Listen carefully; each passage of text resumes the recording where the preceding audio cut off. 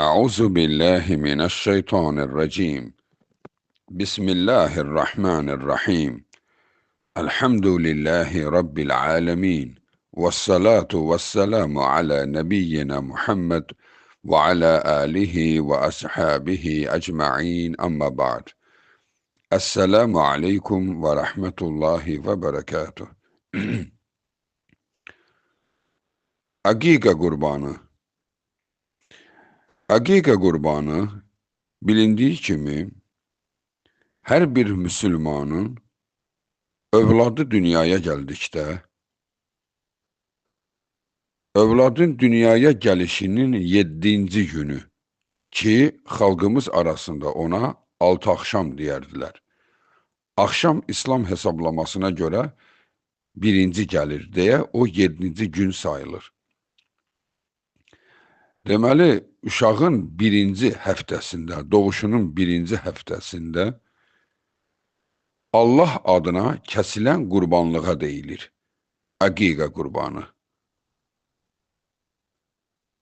Ki Allahın Resulü sallallahu aleyhi ve sellemin bunu təkidli sünnə olaraq İslam ümmətinə tövsiyə etmiştir.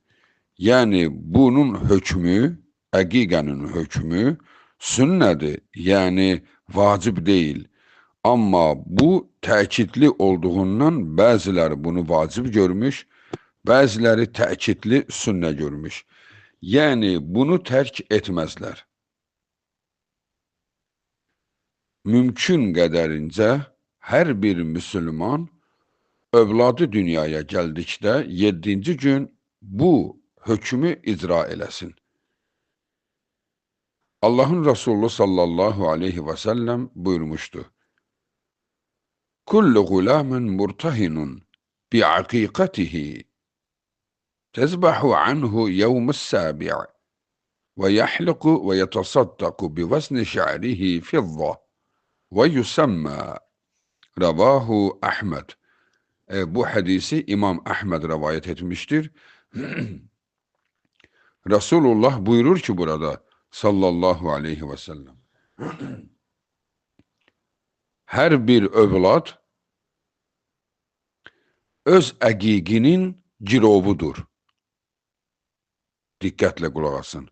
Hər bir doğulan uşaq öz əqiqinin girovudur. Əqiqin girovu bu deməkdir ki, girov nədir?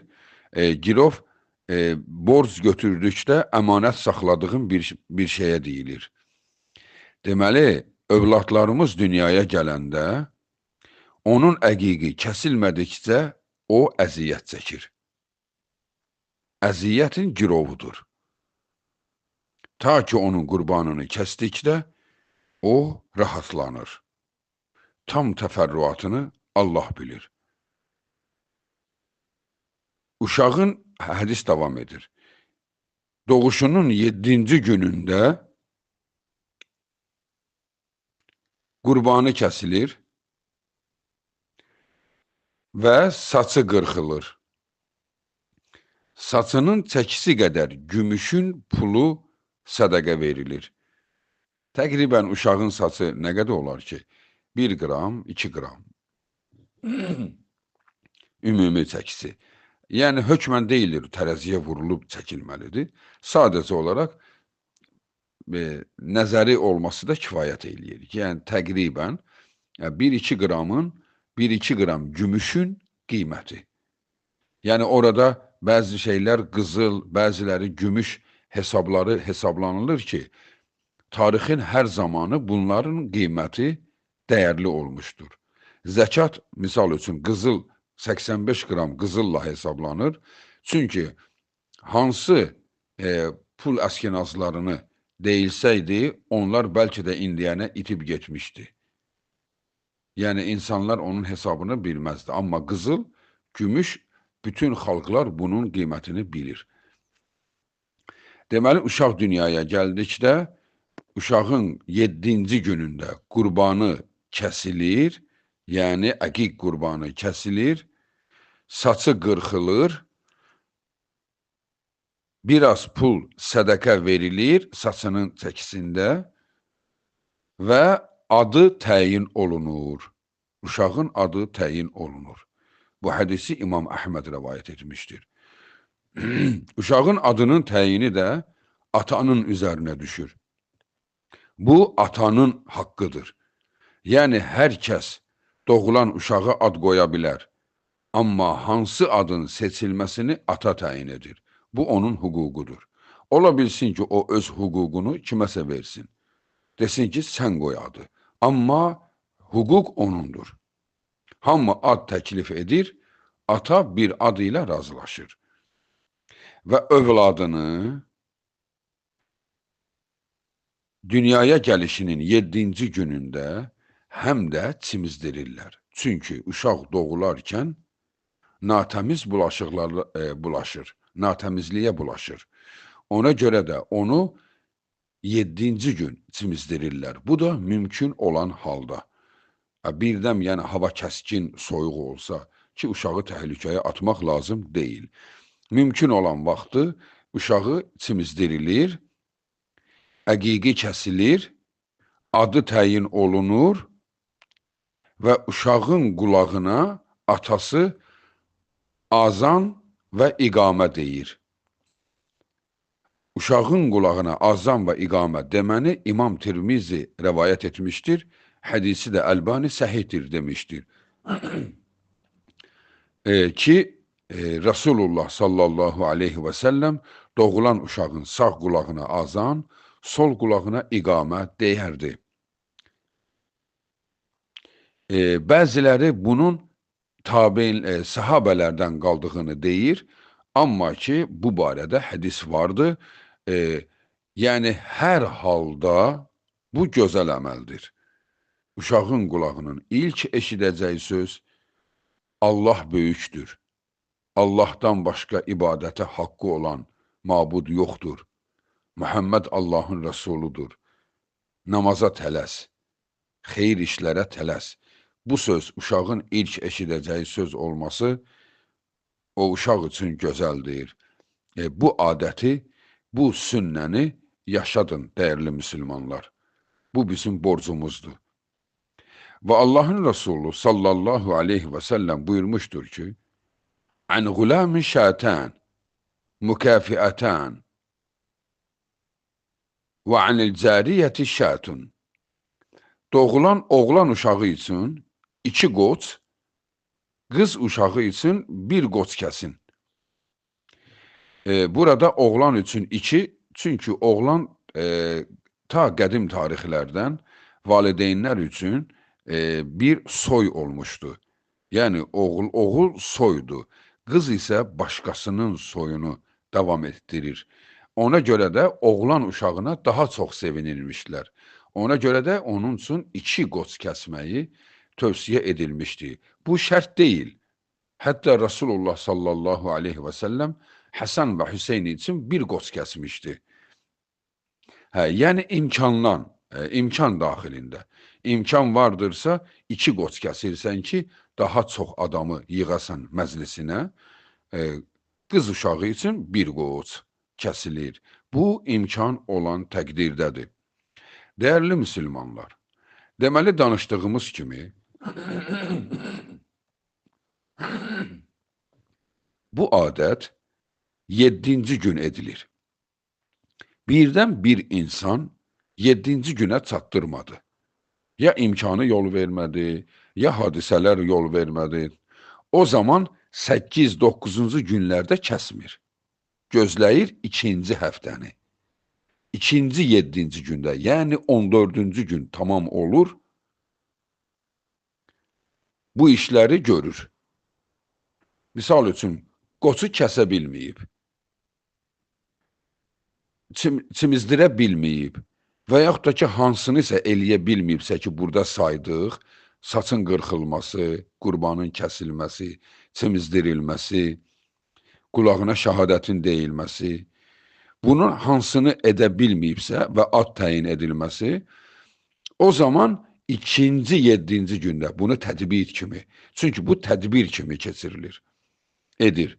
Birdən 2-ci 7-ci günə də çatdırmasa, misal üçün imkanı yoxdur, pul hələ əlinə keçməyib heyvanı kəssin. O zaman 3-cü, 7-ci gün, yəni 21-ci gün. Deməli, 3 dəfə 7 gözləyir. Daha ondan sonra 4-cü, 7-ci gün sözü yoxdur. Vəssalam, 21-ci günə qədər etdisə, 3 dəfə 7 gözləyir. Ondan sonra 22-ci gün eləyə bilər, 25-ci gün eləyə bilər. Birdən bir insan ümumiyyətlə bunu bilməyib. İllər sonra bilib ki, uşaq üçün əqiq etmək lazımdır. Fəqihlər bu barədə fətvalar vermişdirlər.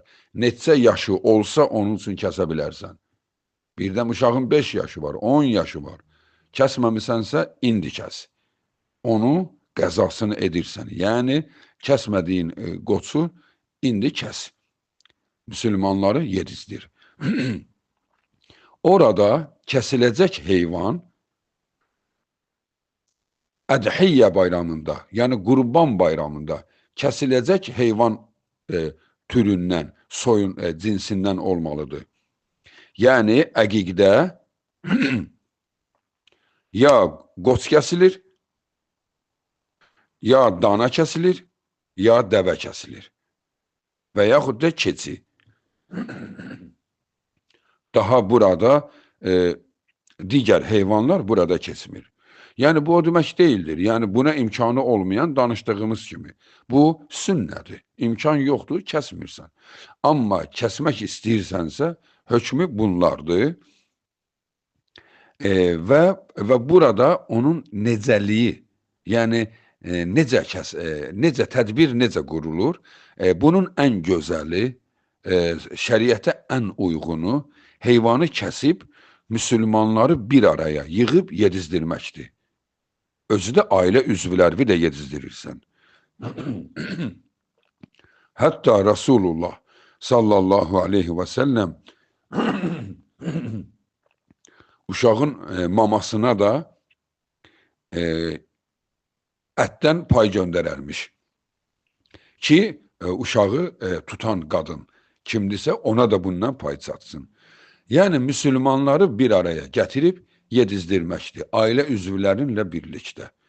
Əgər bu mümkün olmasa, yəni bəzən olur ki, insan elə yerdə yaşayır ki, misal üçün Avropada yaşayır, böyük şəhərlərdə yaşayır, toplanmağa şərait yoxdursa, o zaman ətini də paylaya bilərsən.